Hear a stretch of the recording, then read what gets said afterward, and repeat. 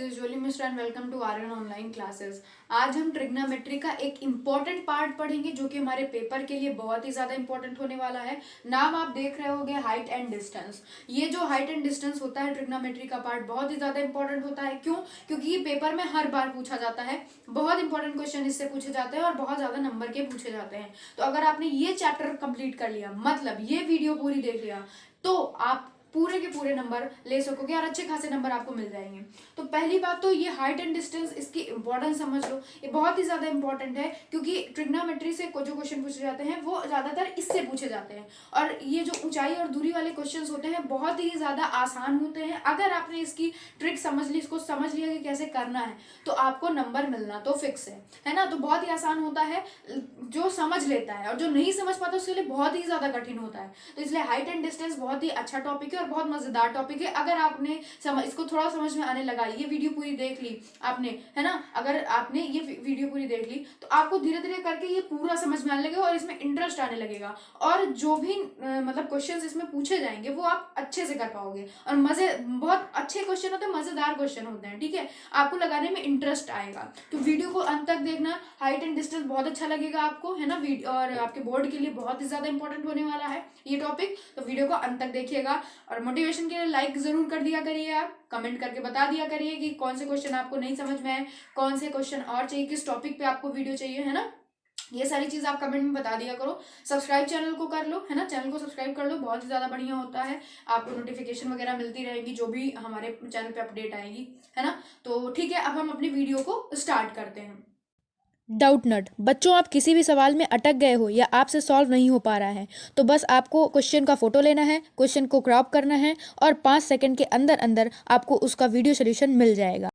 फिर चाहे आपका क्वेश्चन होमवर्क हो, सीबीएसई का हो, यूपी, बिहार, महाराष्ट्र, राजस्थान, एमपी या किसी अन्य बोर्ड का हो, चाहे आईआईटी, जेई या नीट का क्वेश्चन हो या कक्षा 6 से 12वीं तक का सवाल हो, आपके सभी सवालों का जवाब आपको डाउटनट ऐप पर मिलेगा। चाहे कोई भी सब्जेक्ट हो, physics, chemistry, maths, biology, science, आपको सभी सवालों के जवाब डाउटनट ऐप पर मिलेंगे। साथ ही कक्षा 9 से 12वीं के बच्चों के लिए इंग्लिश और हिंदी दोनों मीडियम में चल रही है डाउटनट पर लाइव क्लासेस, यानी पूरी पढ़ाई अब होगी डाउटनट पर। 3 करोड़ से ज्यादा स्टूडेंट्स डाउटनट ऐप से पढ़ाई कर रहे हैं, तो आप भी जाइए और तुरंत डाउटनट ऐप को इंस्टॉल करिए। तो हाइट एंड डिस्टेंस जब हम पढ़ने जाते हैं तो वहां पे सबसे ज्यादा इंपॉर्टेंट होता है उन्नयन कोण और अवनमन कोण जानना। ये दो जो टॉपिक होते हैं ये आप हाइट एंड डिस्टेंस में जहां कहीं भी देखोगे आपको मिलेंगे। उन्नयन कोण क्या होता है, अवनमन कोण, कि उन्नयन कोण 30 डिग्री, अवनमन कोण 60 डिग्री है। इस तरीके के आपको, आप जब अभी एक्सरसाइज खोल के देखोगे तो आपको मिलेगा। तो हम पहले जान लेते हैं उन्नयन कोण होता क्या है, अवनमन कोण होता क्या है। इसका मतलब हम समझ लेते हैं होता क्या है, मतलब इसका कहने का अर्थ क्या होता है। जैसे कहीं पे आपको उन्नयन कोण लिखा दिखा तो वो कहना क्या चाह रहा है, अगर कहीं पे आपको अवनमन कोण दिखा तो वो कहना क्या जा रहा है, उस क्वेश्चन में पूछा क्या जा रहा है। चलो समझते हैं। उन्नयन कोण क्या होता है। मान लो, ठीक है, मान लो ये कोई वस्तु रखी हुई है, ठीक है, और आप यहाँ पे खड़े हो, ठीक है, आप यहाँ पे खड़े हुए हो, ये वस्तु आप देख रहे हो अपनी आंख से, ये आपकी आंख है, आप अपनी आंख से इस वस्तु को देख रहे हो। तो जो आपकी आंख इस वस्तु को देख रही है, ये जो ये आपकी आंख की ये जो ले जा करके ये वस्तु से मिलाने वाली जो रेखा होगी, इसे हम क्या कहेंगे, दृष्टि रेखा कहेंगे। क्या कहेंगे, दृष्टि रेखा कहेंगे। क्या कहेंगे भैया, दृष्टि रेखा कहेंगे। और अब यहाँ पे एक क्षैतिज रेखा हम खींच देंगे। क्षैतिज रेखा, ये सीधी रेखा, ठीक है, मतलब ये सीधी रेखा बनी है, आपकी आंख से लेकर के ये एक सीधी रेखा खींची जाएगी, ठीक है ना। एक सीधी रेखा होगी, ठीक है, तल के समांतर होगी, ठीक है, थोड़ा टेढ़ी मेढ़ी बन गई है, समझ जाना, ये तल के समांतर रेखा एकदम सीधी रेखा है।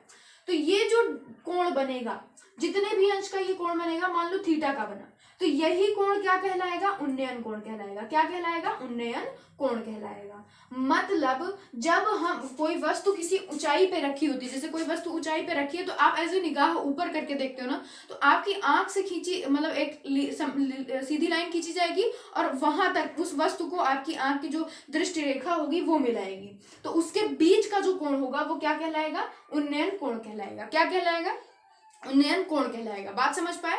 ऊंचाई पे कोई वस्तु रखी है, आप देखने का प्रयास करो तो आपकी आंख से एक सीधी रेखा खींची जाएगी और एक उस वस्तु तक रेखा खींची जाएगी, तो जो दोनों के बीच का कोण होगा वही उन्नयन कोण कहलाएगा। क्या कहलाएगा, उन्नयन कोण कहलाएगा। समझ गए।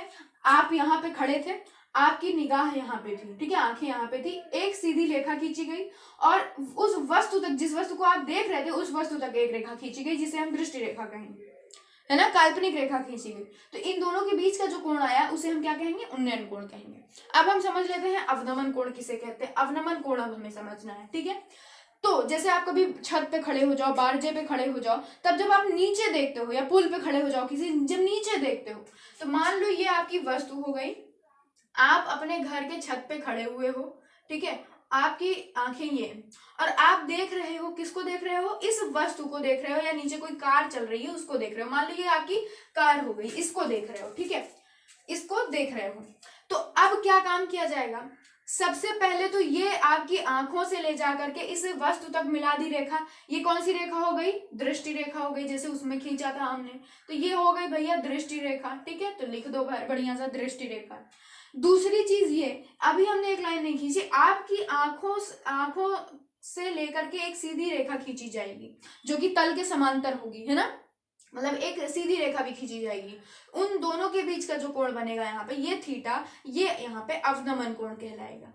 तो आप एक अंतर समझ गए होगे, एक अंतर आपने बढ़िया से समझ लिया होगा कि जब आप ऊंचाई पे रखी हुई वस्तु को देखोगे, जब आप ऊंचाई पे रखी हुई वस्तु को देखोगे तब वहां पे उन्नयन कोण बनेगा, आपकी आंखें उन्नयन कोण बनाएगी, ठीक। और जब आप नीचे की वस्तु देखोगे, जैसे कोई कार खड़ी है, कुछ खड़ा है, उस या कह सकते हो कि जैसे ट्रेन जा रही है या कोई सिक्का गिरा हुआ है, उसको जब देखोगे, नीचे की ओर जब देखोगे, तो आपकी जो आंख होगी वो जो आपके नेत्र होंगे वो क्या बनाएंगे, अवनमन कोण बनाएंगे। तो आई होप अवनमन कोण उन्नयन कोण समझ में आ गया होगा। एक बार अवनमन कोण फिर से देख लेते हैं। यहाँ पे मान लो कोई वस्तु रखी थी, मान लो कार ही रखी थी आपकी, आप यहाँ ऊपर अपने छत पे खड़े थे, यहां से उसको देख रहे थे, तो ये तो हो गई भाई दृष्टि रेखा, और आपकी आंखों से हमने लेकर के एक सीधी रेखा खींच दी। इन दोनों के बीच, इस दृष्टि रेखा और सीधी रेखा के बीच जो जितने अंश का कोण बना वही क्या कहलाया, आपका अवनमन कोण कहला गया। वही कोण कितना क्या कहलाया, अवनमन कोण कहला गया।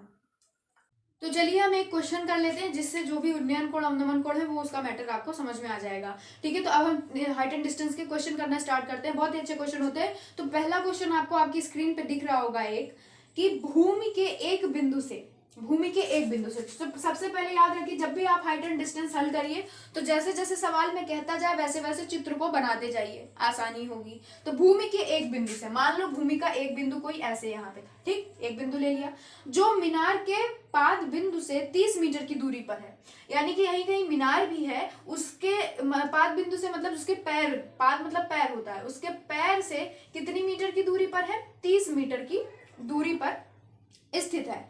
मीनार के शिखर का उन्नयन कोण 30 अंश है। मतलब जो मान लो ये मीनार थी आपका, ठीक है, ये आपकी मीनार हो गई, समझ पाए, ये आपकी मीनार हो गई।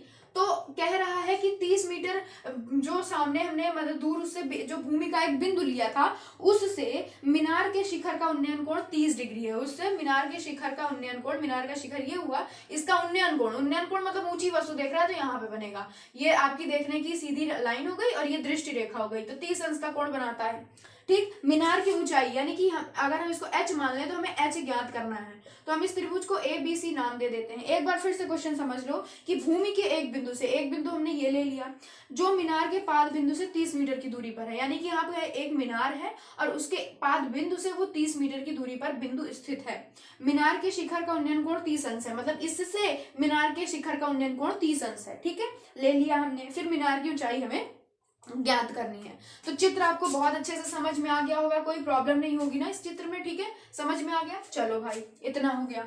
अब हम देख लेते हैं, आपको याद होगा कि हम लोगों ने पढ़ क्या रखा है, लाल बटा कक्का, ठीक है। अब बताओ, देखो आपको ये थीटा के सामने लंब होता है तो ये आधार होगा, है ना, कर्ण हमें नहीं पता है, हमें ये लंब चाहिए और आधार हमें पता है। तो हमें कोई एक ऐसा त्रिकोणमितीय अनुपात चाहिए जिसमें लंब और आधार का संबंध हो, है ना, क्योंकि कर्ण हमें पता ही नहीं है और उससे हमें लेना देना भी नहीं, क्वेश्चन में हमें केवल लंब चाहिए और आधार हमें पता है। तो हम कोई ऐसा त्रिकोणमितीय अनुपात ढूंढेंगे जिसमें लंब और आधार का संबंध हो। लंब और आधार का संबंध आपको दिख रहा होगा कि tan में होता है, किसमें होता है, tan में होता है। तो हम कितनी वैल्यू लेंगे, tan 30 लेंगे, क्योंकि 30 डिग्री है। tan 30 इज इक्वल टू लंब कितना है, h है, आधार कितना है, 30 मीटर है। tan 30 की वैल्यू हम पूछें तो आप बताओ कितनी होती है tan 30 की वैल्यू। जिन लोगों ने वो पिछली वीडियो नहीं देखी है वो चैनल पे जा करके देख सकते हैं, मैंने पहले ही पढ़ा रखा है, सारी वैल्यू याद करवा के रखी हुई है, ठीक है, वहां जाके देख सकते हो। tan 30 की वैल्यू हम बताएं कितनी होती है, 1/√3 होती है, इज इक्वल टू h/30। अब तिर्यक गुणा जब आप करोगे तो 30 से करना 30 हो जाएगा, और h कितना हो जाएगा, h√3 बराबर 30 से करना 30, तो h बराबर कितना आएगा, ये गुणे में इधर जाएगा तो भाग में आ जाएगा, यानी कि 30/√3 हो जाएगा। हमने आपसे पहले भी कई बार बता दिया है कि जब भी आप आंसर लिखो तो नीचे जब अगर रूट में हो तो उसको रूट में मत लिखा करो, आंसर अच्छा नहीं लगता या स्वीकार नहीं होता, उसको थोड़ा रूट से हटा दिया करो, रूट में आंसर मत लिखा करो, है ना।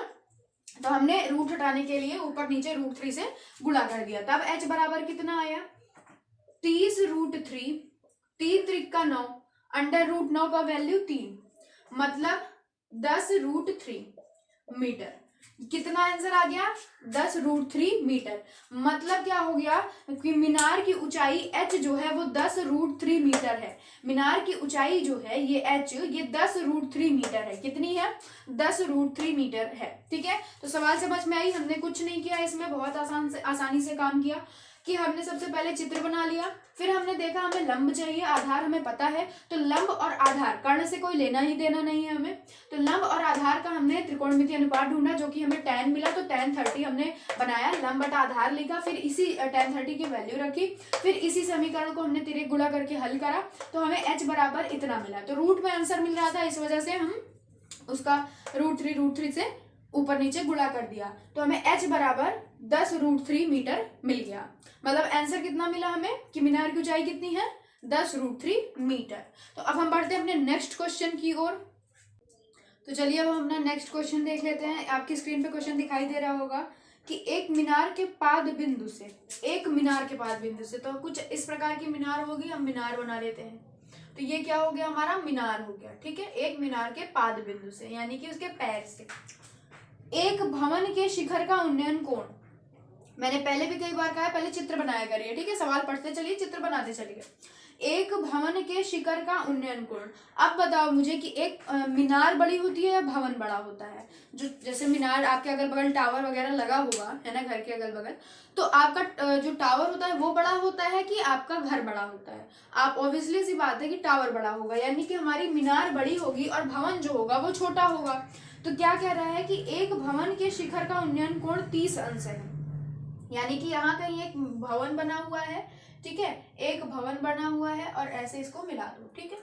एक भवन के शिखर का उन्नयन कोण, यानी कि इसका उन्नयन कोण मतलब यहाँ से कोई बंदा खड़ा है, वो इस शिखर को देख रहा है, तो इसका जो उन्नयन कोण बनेगा यानी वो कितना है, 30 अंश है। कितना है, 30 डिग्री, 30 अंश, ठीक, ये हो गया।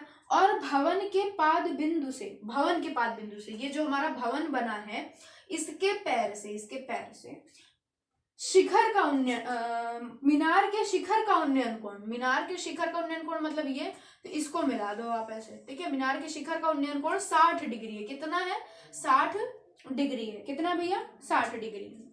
यदि मीनार 50 मीटर ऊंची हो, ये जो मीनार की आपको लेंथ भी दे रखी है 50 मीटर की, यदि मीनार 50 मीटर ऊंची हो तो भवन की ऊंचाई ज्ञात कीजिए। भवन की ऊंचाई को हम h मान लेते हैं, तो हमें ये h चाहिए। तो सबसे पहले नाम दे दो ताकि आपको हल करने में आसानी हो। इसको a रख लो, b, c और d, ठीक है। इस तरीके का आपका बन गया। अब बताओ, आप देखो आपको इसकी ऊंचाई चाहिए h, ठीक है। पहले आप देखो आपको वैल्यू किसकी पता है, वैल्यू आपको पता है 50 मीटर, इस मीनार की ऊंचाई पता है, यानी कि पहले हम किस त्रिभुज में काम कर रहे हैं, तो हमें कुछ मिल सकता है वहां से। पहले हम BCD वाले BCD त्रिभुज BCD में काम करते हैं, वहां से ढूंढने का प्रयास करते हैं, तो हमें कुछ ना कुछ मिलेगा, ठीक है। तो देखो 50 मीटर हमें पता है, ठीक। और दूसरी चीज आधार पता है, आधार पता नहीं है। अब देखो हमें या तो कर्ण लेना होगा या तो आधार। पहली चीज देखो, दिमाग लगाओ कि क्या चीज हमें लेना चाहिए, तो आगे हमें यूजफुल होगा। आप जब ABC देखोगे तो BC इसमें भी है, और जब BCD देखोगे तो BC इसमें भी है ना। इसका मतलब क्या है, जो आधार है वो दोनों में कॉमन है ना। तो अगर हम आधार ले, अगर कर्ण देखिए BD, तो इसमें BD अलग है, इसमें AC अलग है, यानी दोनों त्रिभुजों में कर्ण अलग है लेकिन आधार एक है। और यहाँ पे हमें इसकी लेंथ भी पता है, तो हम क्यों ना इसके साथ आधार ले ताकि हमें दूसरे वाले में मिले। तो यहाँ से हम आधार का एक समीकरण बना लेंगे, फिर उसी का मान उसमें रख देंगे इस वाले त्रिभुज से जो बनेगा। समझ पाए? मतलब क्या करना है आपको कि लेंथ पता है, लंब पता है और आधार दोनों सेम है, आधार जो है वो दोनों सेम है। तो क्यों ना ऐसा किया जाए कि हम जो है मतलब आधार ले लें। तो चलो ठीक है, तो पहले हम अब देख लेते हैं कि कौन से त्रिकोणमितीय अनुपात में लंब और आधार सेम होता है, मतलब लंब और आधार यूज होता है। लंब और आधार tan में यूज होता है, आप कहोगे ठीक है। तो tan 30 डिग्री, कितने 30 डिग्री नहीं, हम किस त्रिभुज की बात कर रहे हैं, BCD की, तो उसमें 60 डिग्री आएगा। tan 60 degree is equal to लंब, लंब कितना है हमारा 50 है, आधार कितना है, आधार को चलो हम x मान लेते हैं क्योंकि आधार की वैल्यू हमें पता नहीं है, तो 50/x कर देते हैं, ठीक है। अब बताओ tan 60 की वैल्यू क्या होती है, √3 होती है, बराबर 50/x। तो x बराबर कितना आ जाएगा, 50/√3 आएगा, है ना। जब तिर्यक गुणा करके हल करोगे तो 50 x बराबर कितना आएगा, 50/√3 आ जाएगा। इतना हो गया, इतना समझ में आया, कोई प्रॉब्लम आपको नहीं हुई होगी। अब देखो, अब हम किस त्रिभुज में काम करेंगे, त्रिभुज ABC में। अब त्रिभुज दूसरे त्रिभुज में हम काम करेंगे। तो दूसरे त्रिभुज में हमें ऊंचाई निकालनी ही है और आधार यहाँ पे हमें पता ही चल चुका है, तो हम आधार ही ले लेते हैं, यानी कि लंब बटा आधार यहाँ पे भी लेंगे, यानी कि tan यहाँ पे 30 डिग्री लगेगा क्योंकि इसका जो कोण है वो 30 डिग्री है, तो हम 30 डिग्री ले लेते हैं। तो लंब जो हो जाएगा वो h हो जाएगा, आधार x हो जाएगा, है ना। अब tan 30 की वैल्यू जरा बताना मुझको कितना होता है, 1/√3 होता है या नहीं। इधर h हो जाएगा और इधर अगर हम ध्यान दें x की वैल्यू अभी नहीं रखते हैं, चलो x ऐसे ही लिख देते हैं। आप तिर्यक गुणा कर लेते हैं, ठीक है। तो x एकन्नम x हो जाएगा और h बराबर h/√3 हो जाएगा, ठीक। तो x की वैल्यू अब हम रख सकते हैं, तो x की वैल्यू हम इस वाले समीकरण 1 मान लेंगे, फिर नीचे लिख देंगे समीकरण 1 से x का मान रखने पर। तो x की वैल्यू हो जाएगी 50/√3, 50/√3 और इधर हो जाएगा h/√3, ठीक। तो h की वैल्यू आपको कितना मिलेगा, ये गुणे में इधर भाग में जाएगा, यानी कि 50/√3 × √3, मतलब h बराबर 50/3 × 9 का करोगे तो 3 आएगा, है ना।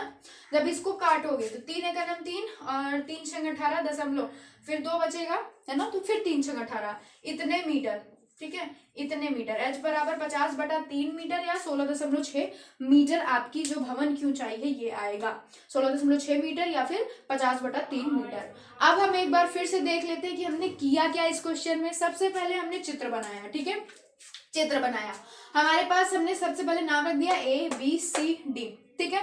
चित्र मैंने बहुत आराम से बनाया था, तो अगर जिसको ना समझ में आया हो चित्र बनाना, वो फिर से पीछे जाके देख ले, समझ में आ जाएगा। हमें वैल्यू पता है 50 मीटर की, तो जिसकी वैल्यू हमें पता है पहले उस त्रिभुज पे काम किया जाए, आसानी होगी। तो पहले हम किस त्रिभुज की बात कर लेते हैं, त्रिभुज BCD में। त्रिभुज BCD में इसका कोण कितना है, 60 डिग्री है, तो 60 डिग्री। अब पहली बात आई कि हम कौन सा त्रिकोणमितीय अनुपात पकड़े। हमें लंब पता होगा, थीटा के सामने लंब हमें पता है, और आधार इस वाले त्रिभुज में भी है, BCD में भी है और ABC में भी है, तो हम आधार पकड़ लेते हैं। तो लंब बटा आधार, क्यों हमने आधार ही पकड़ा, इसलिए पकड़ा ताकि हम उसको इधर समीकरण बना करके दूसरा जो समीकरण इस वाले त्रिभुज से बनेगा, ABC से बनेगा, उसमें रख देंगे, जो कि हमने किया भी है, ठीक है। रख देंगे तो आसानी से आंसर आ जाएगा, यही हमने काम किया है।